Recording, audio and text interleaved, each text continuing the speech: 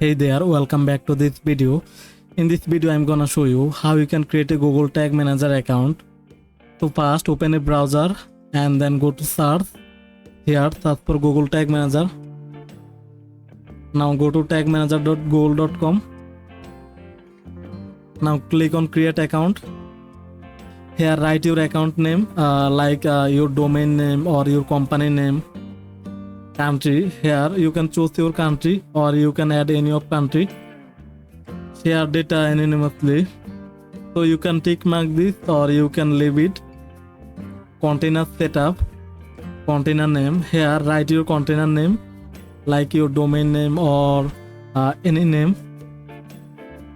Target platform, select web. Now go to bottom, click on create.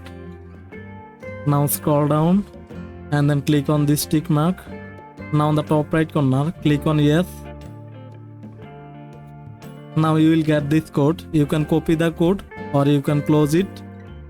So that's how you can create Google Tag Manager account. Hope that this video help you out. If this video help you, hit the like button and subscribe the channel. Thanks for watching.